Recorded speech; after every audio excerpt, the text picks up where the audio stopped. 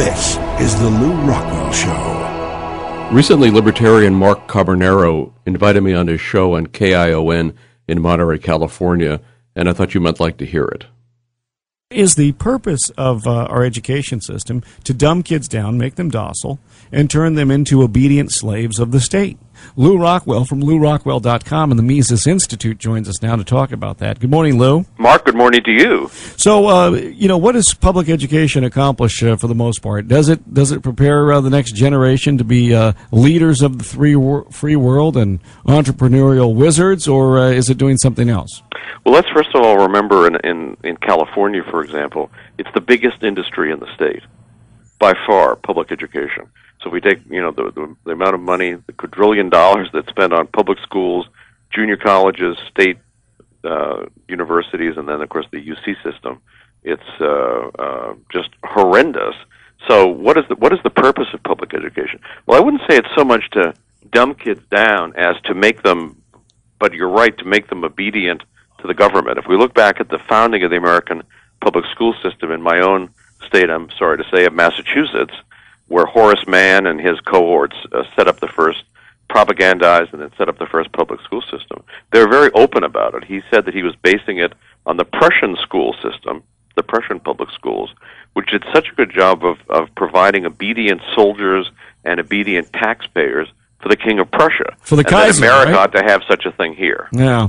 Now, see, that is an interesting little factoid that most of us don't know about Horace Mann. I mean, for the most part, Horace Mann is lionized across the nation in public school circles. I mean, there's probably very few towns you can go into that don't have a Horace Mann elementary school. Like, I grew up in San Jose, there's a Horace Mann school there, and we were told he was a great man who helped spearhead public education in this country. Well, that's correct, he did. And if you're on the receiving end of the dough, and let's not forget that all the public school employees, the teachers, the quadrillion assistant principals, the professors, and so forth, all make vastly more than the average taxpayer in California. Vastly more, although they poor mouth, oh, we don't have enough money, it was horrible, but they have much too much money.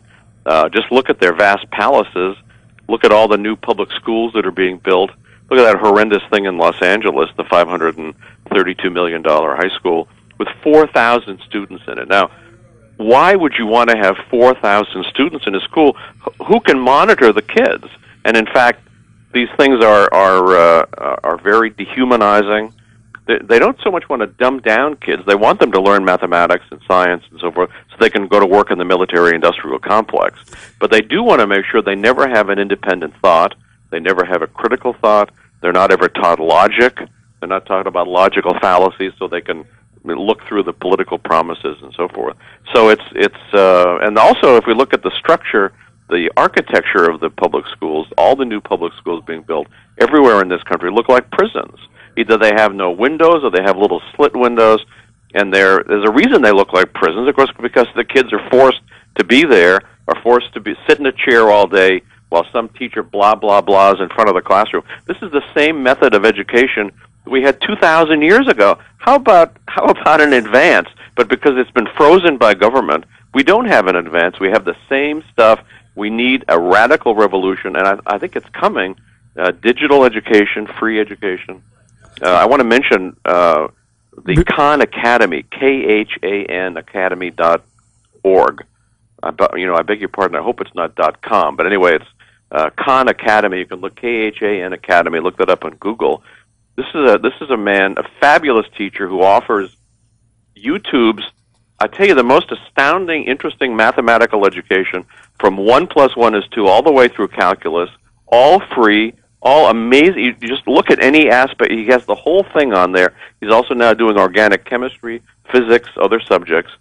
Look at that. Look at how the math is taught by him and compare it to the way you were taught math in school and the way your poor kids are being taught math and don't understand what the heck is happening.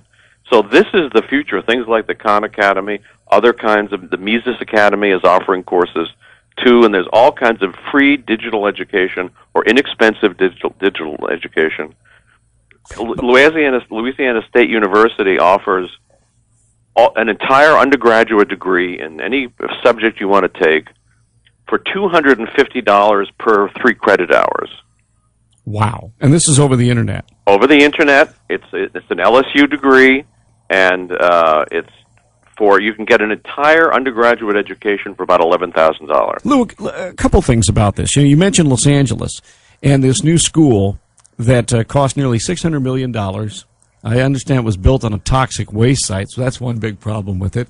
But the other thing is way too many students. I mean, we've been down this road before, and I recall in the city I grew up in, they built a high school called Independence High that opened in 1976. Unfortunately, they don't teach the kids to be independent. But that school was originally planned to have a student body population of 5,500. In fact, the school's gymnasium could seat 5,500 people. Now, that school has never had more than, I believe, 3,000 students, because what they discovered early on was that having that many kids between, say, the ages of 14 and 17, that many thousands of kids in one place was not the best thing for them educationally. And I would vouch to say that probably 3,000 is too much for a high school. The schools ought to be smaller, because we've seen that maybe the optimal size a lot of times is somewhere between 1,500 and 2,000, students, which is a lot, but it seems to be more manageable. I think when the schools get over a couple thousand students, I think you can get some real problems in there with, just being able to handle everything.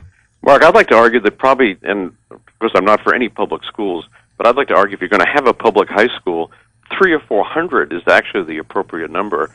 And if you look back, there's a very interesting report done by James B. Conant, who at that time was president of Harvard. This is in the late 1940s for the Truman administration. And he argued that it was very important, in order to train children for the Cold War, which was which was the war on terror of the time, in order to train children for the Cold War, in order to educate them properly to serve the federal government and all its enterprises, that we needed massive schools, elementary, middle schools, high schools, to cut ties between students and their parents and their communities and make them more malleable for the federal government. He's very open. I guess this kind of report wasn't exactly, blazoned across the newspapers, but you can find it in a library. James B. Conant, C-O-N-A-N-T, president of Harvard. So he was very explicit about the purpose behind these massive schools. What the heck could be the purpose? Why don't you want to have a school where the principal can actually know all the kids?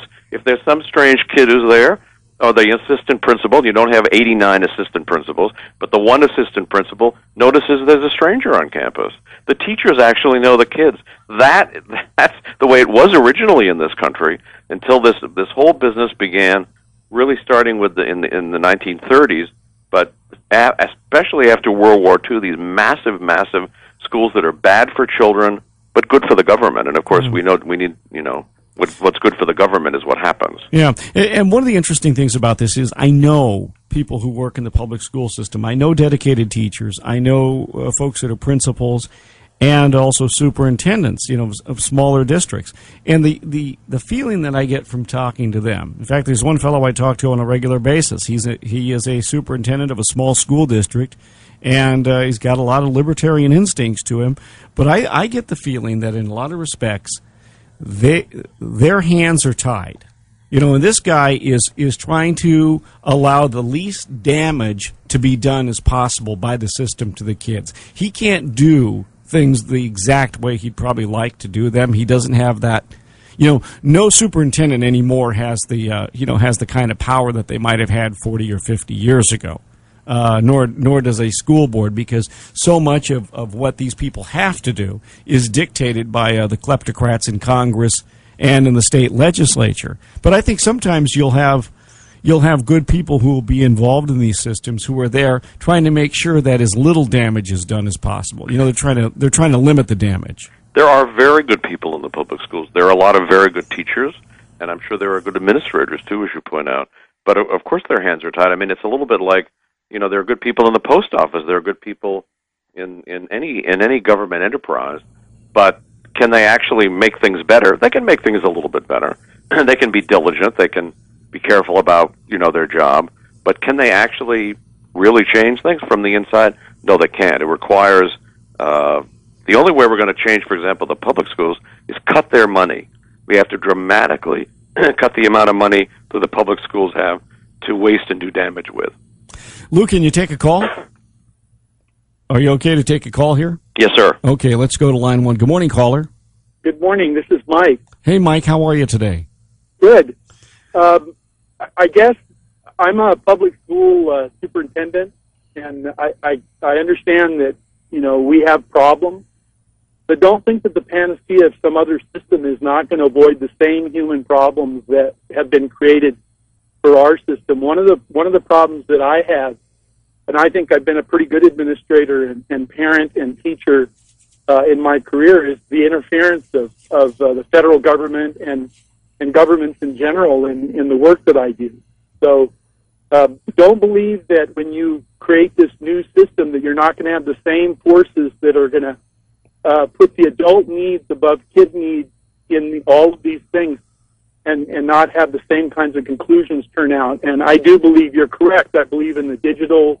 I think we could create virtual schools right now digitally with all kinds of different technology. So I think that is the wave of the future. But even those systems can be corrupted by the needs of the adults over the needs of the students, and that's primarily the problem. Mike, let me ask you this question. If the Department of Education in Washington disappeared this afternoon, would that change your situation and make your job easier? Yeah, because we're being forced to take a lot of money, and I'm just completing a survey that is absolutely purposeless, but it takes my time. They never really have contributed all that much to the local level, but the laws that they create overstep all of their funding. So I've long advocated the elimination of Title I programs and all the money that comes from the federal government, because it's 8% of the money. It's always been that amount. And then the strings that you have are tremendous in regard to what you have to do for that money. It's 8% of the money, but it's 100% of the control in a lot of respects. That's correct. But, Yeah. but remember that schools are not these monolithic things. They're human beings. They're your neighbors. They're your friends. They're people who care about the kids. So this narrative of this huge organization isn't necessarily correct. All right, Mike, I've got about 30 seconds left, so let me get back to Lou here, but thank you for the call. Lou, I just want to get your response to that as we close. Well, Mike is certainly right that the highly centralized control by the State Department of Education, by the Department of Education in Washington, yes, does make things much worse in the local schools. To the extent the local schools are small, parents can monitor, school boards can represent just a few number of parents and not vast numbers. Yes, that's all better. Decentralization is always better. All right, Lou, thank you so much for your time this morning. All the best to you. Mark, thank you. All right, Mises.org is the website. Also, Lew Rockwell, LEWRockwell.com. You've been listening to The Lew Rockwell Show. Produced by LewRockwell.com, the best-read libertarian website in the world. If you'd like to advertise on this podcast or on the website, email advertising LewRockwell.com. And thanks for listening.